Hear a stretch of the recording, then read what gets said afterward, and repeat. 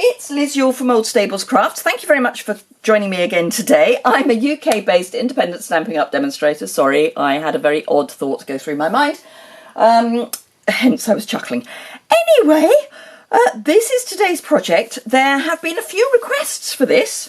This is a project I did August last year, and it was this originally, and it's my Take Your Pick tool box. So if I open it up, inside you will find the innards for a Take Your Pick. So if I pop my bits in, this actually needs to be there, but you get where I'm coming from. So this is my Take Your Pick box. I, however, want that on my Take Your Pick. Now there is a new attachment for a Take Your Pick, which is the die brush. I haven't yet got it because I've got one of the old style die brushes. When I do get it, I'll see if I can work out how to do a box that will contain that as well, but it really depends on how it arrives, because this is the innards of the box that your Take Your Pick comes in, so it was kind of easy to do, and it just closes over. It's quite a snug fit, and then you can tie it or not, and I thought this was quite a nice little gift. Now obviously you can fill it with other things instead. It's a perfectly good box in its own right. It's 3/4 of an inch deep, and it is, I forgot to measure it, just over 8 inches wide long and 3 inches wide. So it's a reasonable size box. You could get chocolates in there, all sorts of goodies, I have no doubt. This uses Melon Mambo and a lovely new stamp set called Beautiful Friendship. It's a distinctive photopolymer stamp set. I'm using the same colourway but different colours, as in I'm switching them out. Just so that we can have a look. My inspiration for my colours, particularly the Balmy Blue and the Highland Heather, and let me just go through what we're using. So it's Balmy Blue, Highland Heather, Granny Apple Green and Melon Mambo. But my inspiration for those colours is the fact that my rhododendron, which is a sort of Melon Mambo colour, my hydrangea, which are a mix between Balmy Blue and Highland Heather, are about to come out. So my rhododendron is out at the moment, and my hydrangea is about to come out, in spite of the fact that the weather at the moment is appalling, and how it knows that it's summer, they know it's summer, I really don't know, because it really doesn't feel like summer at the moment. I'm going to start with my stamping, which may sound a bit weird, but I want to be able to attach my stamped piece to my box whilst it's a flat piece of paper. So I did Balmy Blue for the hydrangea sort of image before. I'm going to use Highland Heather this time. For me, hydrangeas need to be those sort of blue tones. I mean, they don't have to be, but they generally are those blue tones until they revert. I think in nature they're probably pink, but I like the blues and the violets, so I'm going with those colours because it's mine, so I'm going to. And I'm just doing 3. I like triangles. If you've watched me for any time at all, you will know I like my triangles. Okay, so I think I will leave the other flowers the same colour. So I think what I'm going to do is switch out my Balmy Blue and my Highland Heather. So I'm going to come in with the kind of wispy bit, which is sort of, I don't know, wisteria, but small. It's any sort of dangly flower, really. I want to try and get them at different angles. And you can see why I have put a piece of scrap paper behind where I am stamping. Now I want to leave room for other things to come in. I may come in with some more of those in a moment, but first I want to come in with my Melon Mambo, because it's a larger image. So come in there. I love these distinctive stamps. It makes it so easy. All you have to do is ink it up and stamp it down. And that's my kind of stamping. I will do fussy, but sometimes you just want quick and easy. And this is definitely quick and easy stamping. I think that will do for the moment for those. And I've got one of these, what I would always call bits of frou-frou. So I'm going to come in and do a bit of frou-frou. These are really, I think, the centres of some of the other flowers. I will show you the rest of the stamp set in a moment, but first of all I want to get this kind of there or thereabouts. No, I'm going to leave that for a moment and come in with my my Granny Apple Green. Because once I've got my leaves in place, I think I'll have a better idea of where I need to have some more Melon Mambo. And of course, because these are photopolymer, you can see through, which does make placement so much easier.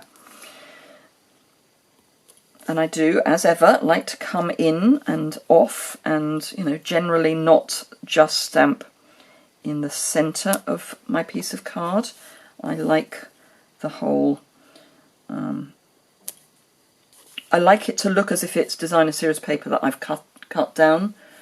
Okay, 1, 2. I want another one somewhere and I can't decide where. No, I'll leave that for the moment. And come back in with my Melon Mambo piece, and then I might have a better idea of where I want, if I want any more green. Now there is a smaller one of these, but oops, let's try and stamp that a bit better. There we go. It's almost as if you wouldn't know I'd gone wrong. No, I think that's where I want my green. Okay, so that's all my Melon Mambo.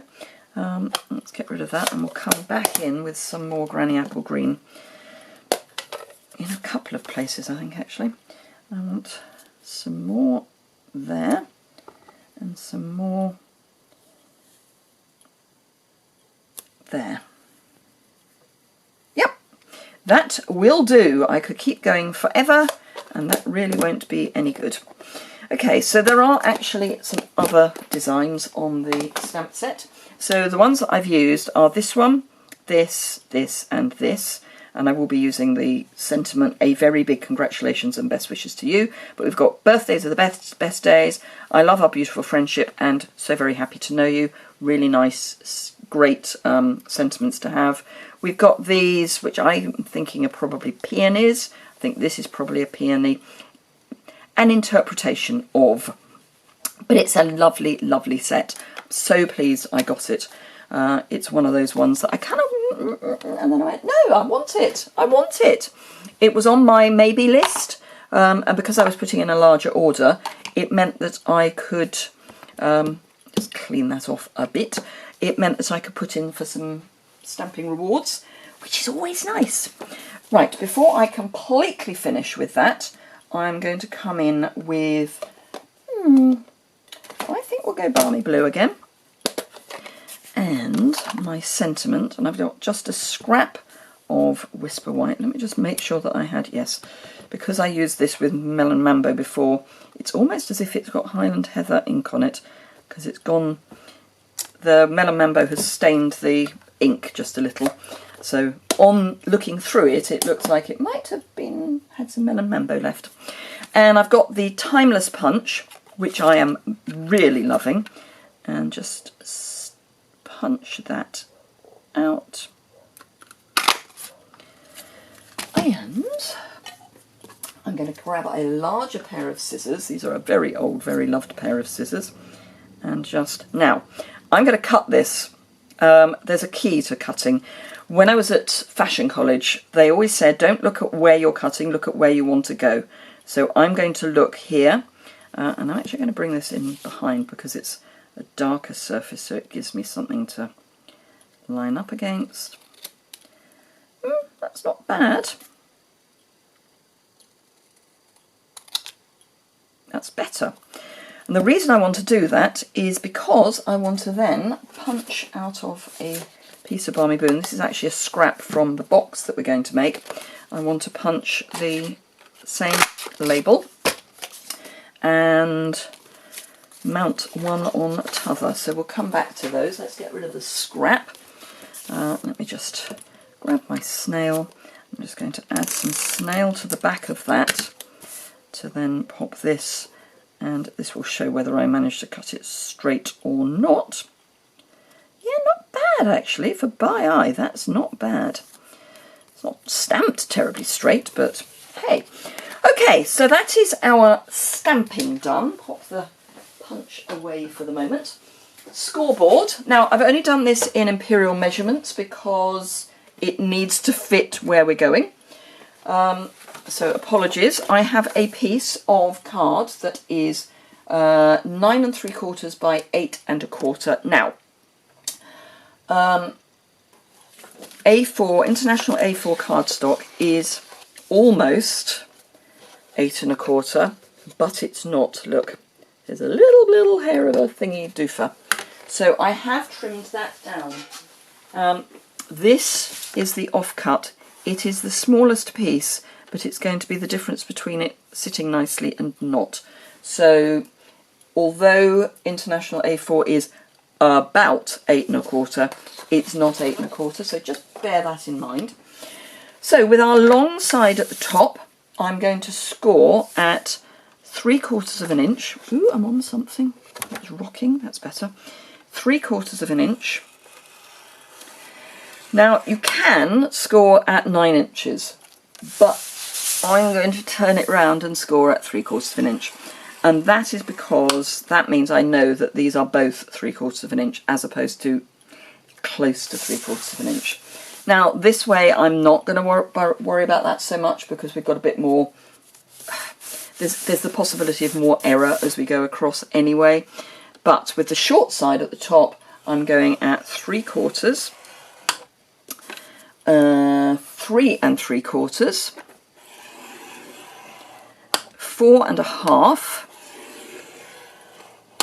and 7 1/2. And that is our scoring done. So, get rid of my scoreboard. I am grab my bone folder and burnish all of those lines. Let's just get rid of my snail, which is going to be in the way. So I'm going to burnish all of my score lines. And you really want, this is, your bone folder is your friend when it comes to scoring anything, be that a card base or a box. A good bone folder is such an asset. Now let me show you. Let me get it so that it doesn't embarrass itself with the make. This is one that I now use for spreading ink. Where's the, there it is. I want to just cover up the manufacturer's name. But look, can you hear that? That's plastic. And it's ridged. So if I rub my bone folder, can you hear that? Is that just not the worst thing? And that's just from folding card. That's not from doing anything violent with it. So do get yourself a good bone folder. Obviously I would recommend the Stampin' Up! Bone folder, which is bone, but it is a byproduct bone. So, you know, there are worse things. Right, okay, so I'm hoping you can see the score lines. All I'm going to do, now you can do it a couple of different ways. I'm going to do it the easy way. So all I'm going to do, and it's the easy way for the sake of the video, but you can cut. For this one I did it slightly differently. So if I open it up, I wonder if you can see, you can have all the bits falling out. You can do it so that you cut straight for this and then the other way for that, and that really isn't described well, but I'm going to do it the easier way to follow. So I'm going to wedge. Basically what I mean is you could go that way, but then you're going to have some flaps going that way and some going that way, and for the sake of, it's just a tiny nuance, it's not vital. So straight into the rectangle and then wedge into the square, and you just need a small wedge. So straight into the rectangle, wedge into the square, and straight into the rectangle, wedge into the square, and then just wedge at the end. And if I turn it over, it'll probably sit better. So we've just got little wedges with these straight and these wedged. So straight rectangles, wedged squares, and I'm going to do exactly the same on the other side. So straight, whoops, that's not straight, that's straight, wedged, straight, wedge, straight, wedge,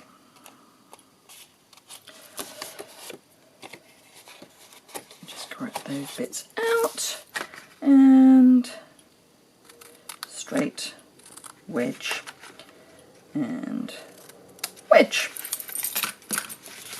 Okay, so that is our box base made. Now, there are two things I'm going to do. First, this box is about 8 inches wide, so I'm going to get my ruler, and I'm just going to, in fact, 8 and 1/4, 8 and 2/8 apparently, wide. So I'm just going to make a little mark in the middle. And for me, the easiest way to do that is to move my ruler so that it's 8 and 1/10. Because I am that sad, I'm going to mark it at 4 inches, but you want it roughly in the middle, and then grab your 1/2 inch circle punch. Your inch will do, or if you've got a 3/4 inch which is now retired, that will do too. And you just want a little thumb hole. So this is now our lid. So I'm going to grab my stamped piece and adhere that with some snail. I generally don't say card to card with snail, but this is effectively designer series paper, not card, and it's not structural, it's just sticking one thing to another. So it's fine. And then just pop that. It's a very, very slight margin, so it's not a huge amount. Now I am going to make the bottom of the box and then the lid, which may sound strange, but there we go. So for the bottom of the box, I'm basically working on those bits. So I'm going to pop some, you can use tear and tape for this if you've still got it. You can use some fast fuse. But for me, the quickest and easiest and strongest adhesive is the Tombow. And I tend to start over one side, do the other side, and then go back, because by that time the glue has started to just go off a little, which just means it's a little tackier. So just take your, I'm doing this very cack-handed, incredibly cack-handed. If I could do it more cack-handed, that would be good. I mean, it wouldn't, I'm being sarcastic and that's not clever. But you just want it as neat as possible. And again, let me grab this piece. Am I in shot? More or less. Wow. And just pop that. And you're lining up the cut edge against the crease. And you want that to be a reasonably tight, whoops, not that tight, a reasonably tight finish, because this is the base of the box. And it is quite useful if the lid fits over the top. So you don't want it, you know, out like this, because that won't make the lid sit nicely.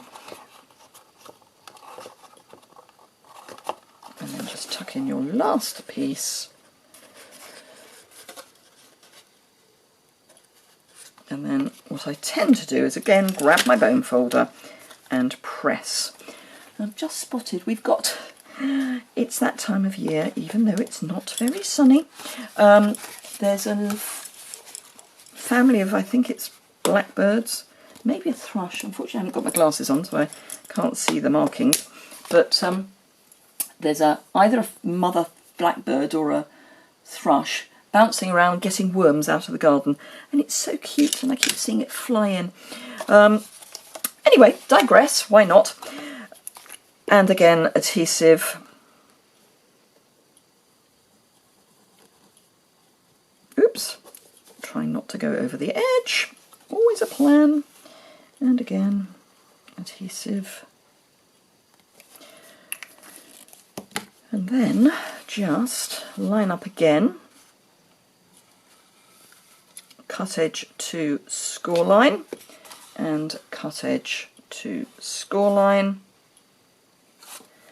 And then, moment of truth, I tend to just push those in because they'll have a tendency to want to push out. And then, now it's not completely set yet, so I want to be a little careful. That is our basic box. I am just going to open it up again and just reinforce those glued pieces with my bone folder. I do like to just make sure that it's properly adhered. Then, if I grab the innards out of here, I can pop it in there, and as you can see it fits nicely, and then just close that up, grab my stamped piece, and I'm just going to get a couple of dimensionals to pop on the back. 1, 2, and some polka dot tulle, which I've got here. So I'm going to wrap that round, and this actually helps keep everything nice and neat together. And then just tie that in a bow, preferably towards the middle of your box. And I like to have a reasonably long end on these sort of floppy bows. If it's a stiff ribbon, I tend to have a shorter end, but on a floppy ribbon I like a longer end. It's just the way I go. Now I have seen somewhere that you can dye this and baker's twine with just re-inker. I'm going to give it a go, and if it works well, and I mean, you know, well, not just roughly, I will let you know how I get on. It may be that one needs alcohol rather than water, but I'll give it a go with both and let you know. So just trim the ends, then turn the box the right way up, take our dimensional backers off, and pop that in the middle of our box, and there we have, I'll retie the bow for that, but there we have our 2 spring take your pick boxes. I hope you found that fun. As I say, if you've got your take your pick, it's really nice, or if you want to gift it to someone, it's a great tool to gift because it's got everything that you need, particularly now you've got the die brush as well if you want to add that. It comes with a spare putty. I am still on my original putty, and basically you keep going until there is no screw left, so I've got quite a long way to go. If I unscrew it, so that's where it starts, and you just keep it going until it has some resistance, and as it gets less sticky you just wipe the end off, gently screw it a bit further. But look at all that I've still got, and look at all that spray that I've got there. But yes, just unlock, replace, relock. Don't lose your plastic cover because that you do not want going anywhere unintended. But yeah, it's a great gift to give a crafty friend. So thank you very much indeed for watching. If you would like any of the products, they will be listed below. I would be thrilled if you chose to shop with me. If you're in the UK, that would be fantastic. Alternatively, of course, if you are in Europe and you have a long shopping list, you may wish to consider joining my team. My team covers the UK and parts of Europe. So, although the UK is now still part of Europe.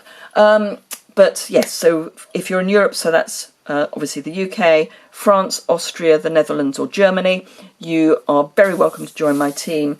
And remember, it's, let me grab the maths, because I can never remember the euro value, which I should. Let me just grab the figures. So for £99 you get up to £130 of products. For €129 you get up to 175 euros of product. You don't have to pay postage and packing, so it's a fantastic way of getting a really good value kit anyway. You can choose whatever you want from anything that is current, including the clearance rack, but you cannot go 1 penny or 1 cent over the maximum. But it does then mean that you get to buy your crafty goods at a discount for as long as you stay active. And we've got the Christmas, I hardly dare say it, the C word. We've got Christmas coming for demonstrators in August. 6 weeks' time, Christmas is coming. I'm sorry, but we haven't had summer yet and we're going autumn winter. Anyway, on that happy note, thank you very much indeed for watching. If you've enjoyed it, give it a thumbs up. If you don't already subscribe and would like to, there's a button in the bottom right hand corner. Say a link to the associated blog post is below, and that will have close-up photos and the measurements and a list of all the products. Thank you very much indeed for watching, and I look forward to seeing you again soon. Bye!